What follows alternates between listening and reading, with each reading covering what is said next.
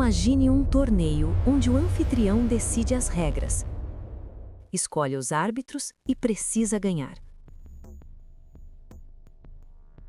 Agora imagine que esse torneio é a Copa do Mundo. Isso aconteceu.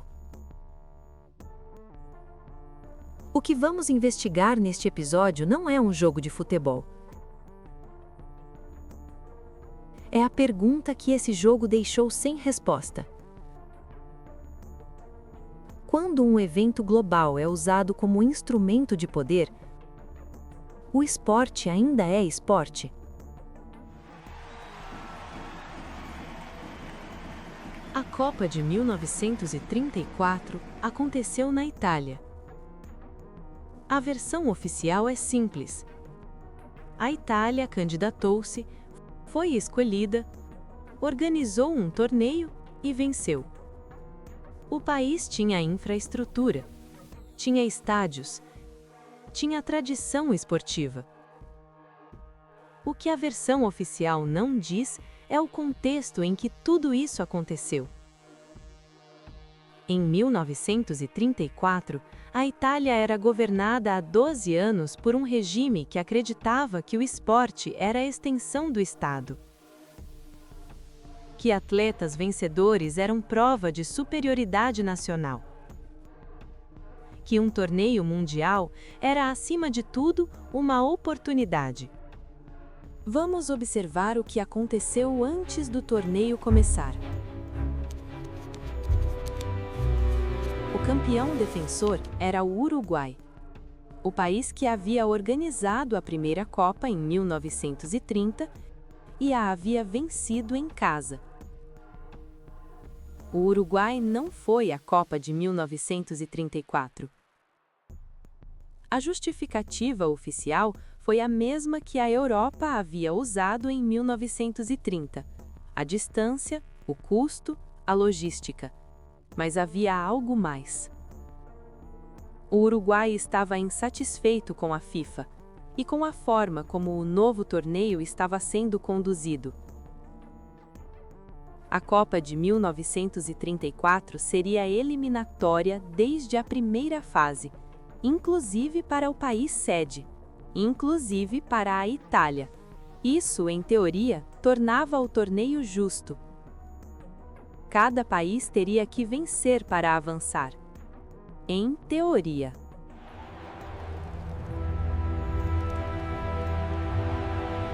Vamos olhar para o que aconteceu dentro do torneio.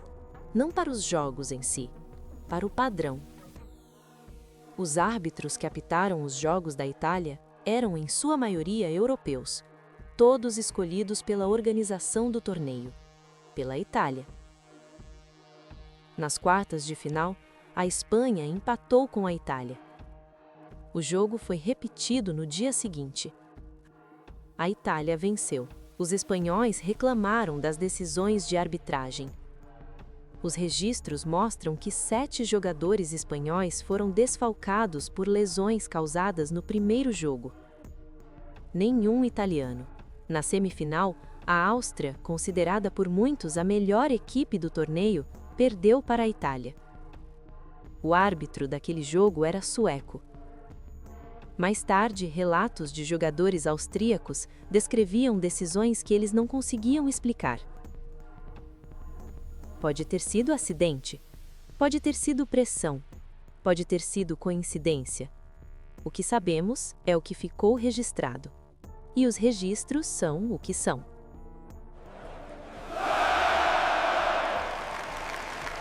A final foi entre Itália e Tchecoslováquia. A Itália venceu, 2-1 na prorrogação. O que aconteceu depois da partida é documentado em imagens que existem até hoje. O líder do país desceu ao gramado, recebeu a taça, celebrou ao lado dos jogadores como se a vitória fosse dele. Em um sentido, era. Os jogadores italianos haviam sido instruídos, antes da final, sobre o que uma derrota significaria. Não para o futebol, para eles. Dizemos instruídos porque é a palavra que os registros usam. O que estava por trás dessa instrução fica com o espectador.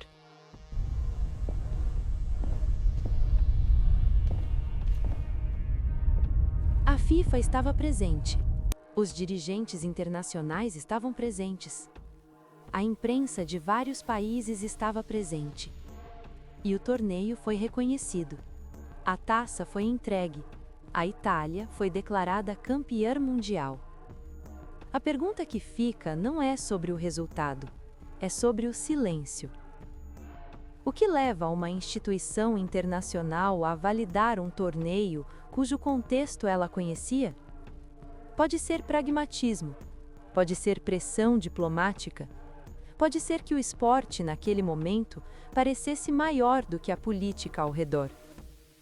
Ou pode ser que a linha entre esporte e política nunca tenha sido tão clara quanto gostamos de acreditar. A Copa de 1934 não foi o fim de algo. Foi o começo de uma pergunta que o esporte nunca resolveu completamente. Em 1978, a Argentina organizou a Copa sob uma ditadura militar. Em 2018, a Rússia sediou o Mundial em meio a sanções internacionais e tensões geopolíticas. Em cada uma dessas Copas, o debate foi o mesmo: até onde o esporte pode ou deve se separar da política? A resposta da FIFA, historicamente, tem sido a mesma: o esporte está acima da política. Mas a Copa de 1934 mostrou, talvez pela primeira vez, que essa separação pode ser a maior ficção do esporte moderno.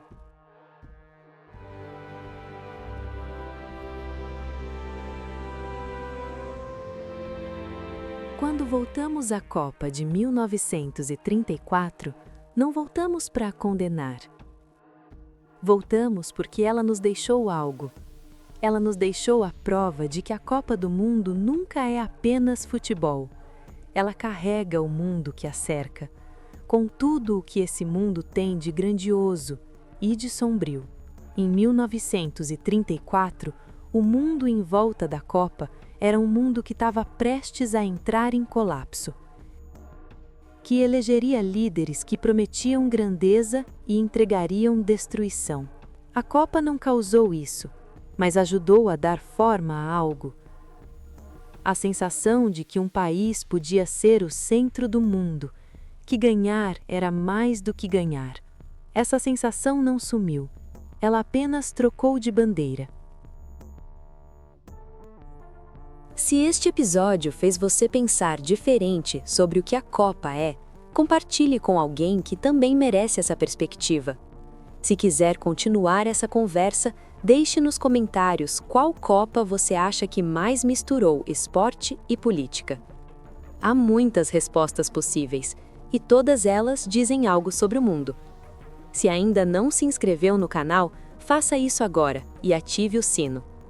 O próximo episódio vai para um lugar que dói diferente: o Brasil de 1950, e o silêncio que ainda não foi completamente processado. Além da Copa, histórias que ficam fora do estádio.